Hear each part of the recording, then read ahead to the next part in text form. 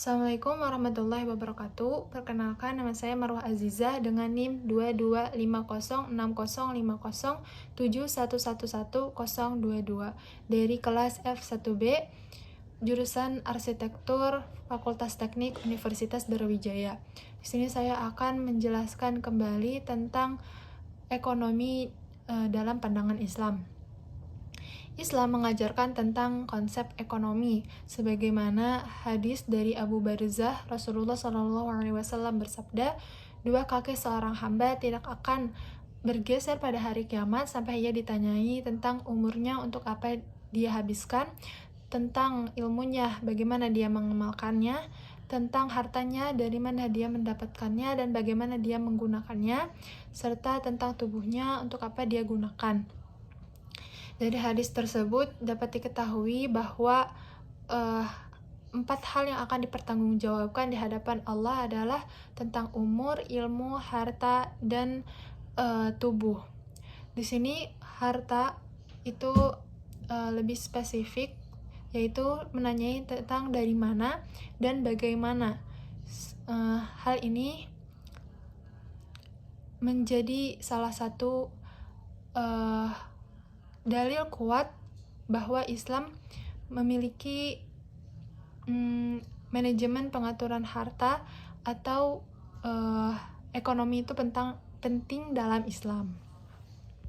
Selanjutnya, istilah Arab ekonomi adalah al-iqtisad, yang berasal dari lafaz Yunani kuno yang berarti pengaturan urusan rumah.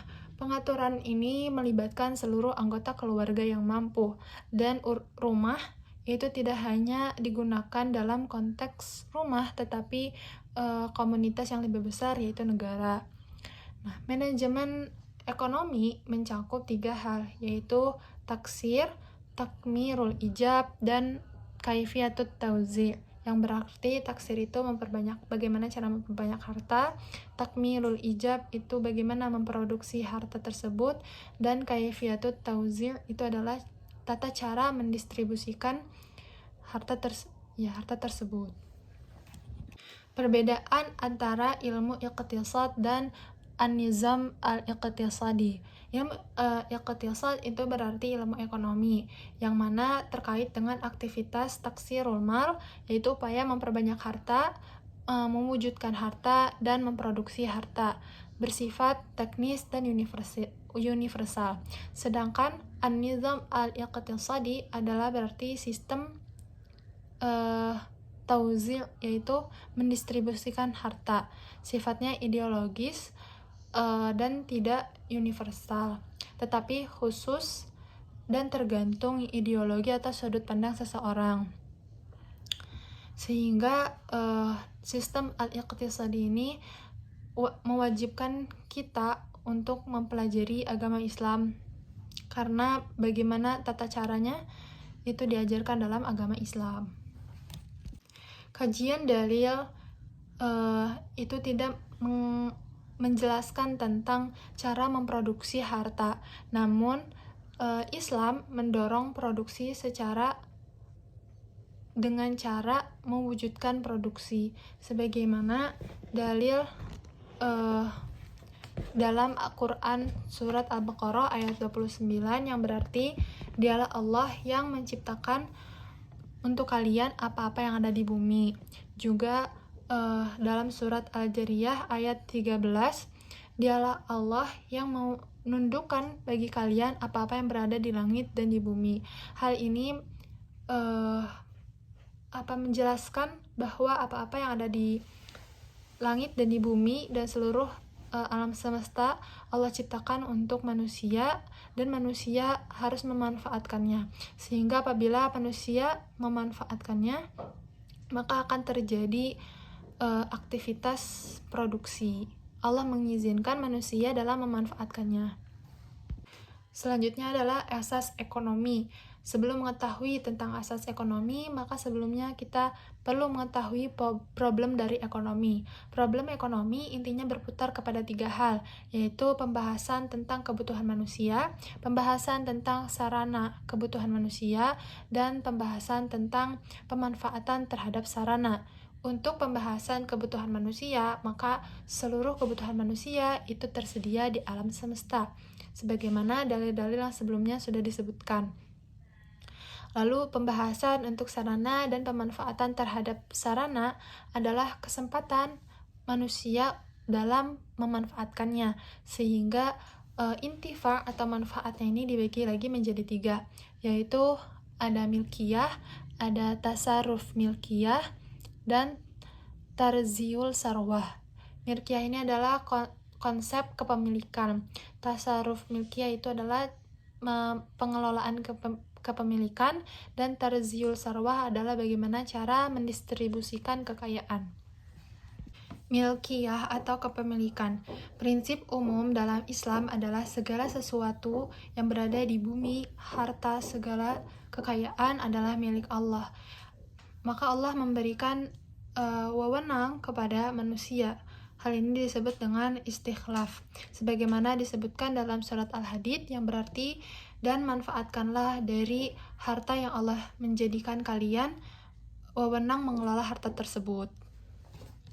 Islam mengajarkan 3 konsepsi milkiyah, yaitu pertama ada milkiyah fardiyah, milkiyah amah, dan milkiyah taulah.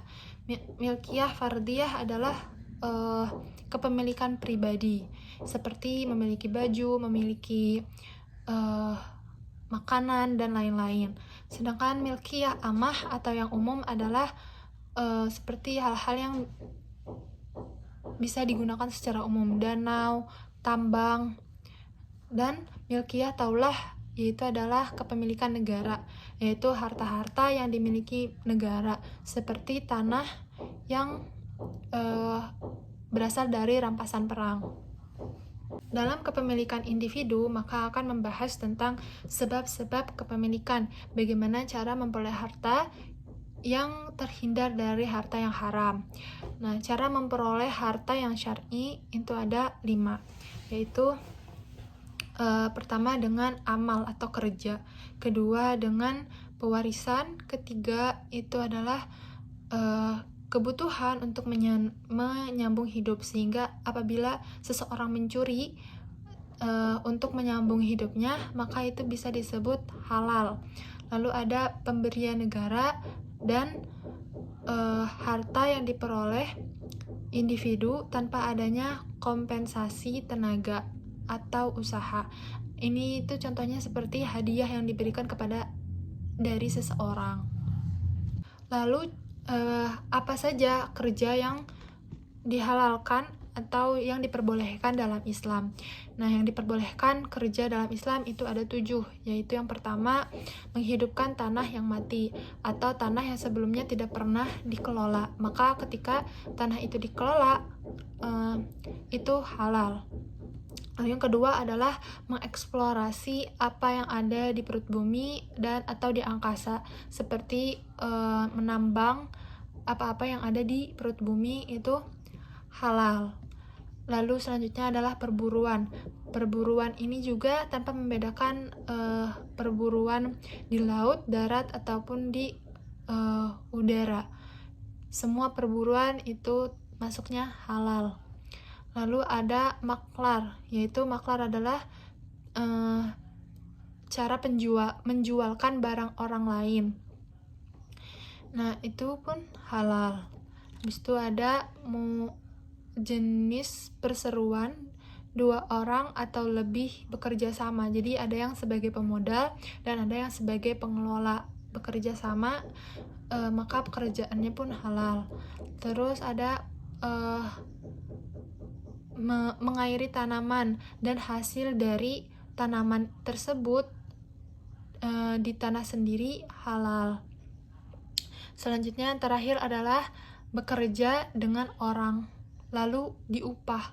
Nah, akad perkontrakan seperti ini, perkontrakan jasa ini pun halal, kecuali untuk jasa-jasa yang diharamkan, seperti misalkan menjual diri, pelacur, seperti itu haram.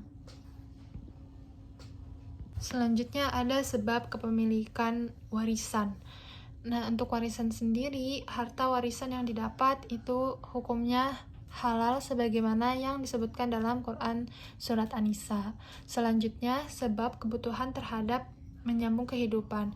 Jadi apabila seseorang terancam mati, maka jika dia mencuri untuk menyambung kehidupannya, itu harta yang dia dapatkan itu halal. Karena menjaga kehidupan itu lebih diutamakan. Selanjutnya ada sebab pemberian negara, itu pun halal, dan adanya harta pemberian atau harta yang diperoleh seorang individu tanpa adanya kompensasi tenaga dan usaha, itu mencakup 5 hal. Yang pertama, pemberian individu satu sama lain baik saat hidup maupun mati. Selanjutnya ada harta yang diperoleh sebagai kompensasi diat, lalu ada mahar, terus ada barang temuan yang telah diumumkan selama 1 tahun. Setelah 1 tahun diumumkan, maka barangnya halal. Habis itu ada kompensasi khalifah. Konsep tasarruf atau mengelola. Sebagaimana cara mengelola harta itu harus yang sesuai dengan ajaran Allah. Sebagaimana tadi kepemilikan itu dibagi menjadi 3, ada kepemilikan individu, umum, dan negara, maka dalam konsep pengelolaan itu pun dibagi menjadi 3, konsep pengelolaan individu, konsep pengelolaan umum, dan konsep pengelolaan negara. Konsep pengelolaan individu itu jelas pada hukum-hukum muamalat, contohnya seperti hukum jual beli, penggadaian, dan lain-lain. Nah, harta pun intinya itu ada 3, ada tanah, hasil pertukaran, dan sinaah. Lalu dalam Islam, penggunaan harta itu dilarang apabila menggunakan cara judi, riba, penetapan harga oleh negara, habis itu menutup aib dagangan, rekayasa yang keterlaluan, dan menimbun harta. Sedangkan untuk konsep pengelolaan umum itu adalah apa-apa yang dikelola oleh negara, dan konsep pengelolaan negara itu contohnya seperti Baitul Mal, yang mana pos-pos masuk dan keluarnya harta milik negara. Pembahasan terakhir adalah tauzi sarwah, yaitu distribusi sebagaimana yang dijelaskan dalam ajaran Islam. Salah satunya adalah tidak menimbun harta, karena dengan menimbun harta dapat menyebabkan kekacauan ekonomi. Mungkin sekian yang dapat saya sampaikan. Salah khilafnya mohon dimaafkan. Terima kasih. Wassalamualaikum warahmatullahi wabarakatuh.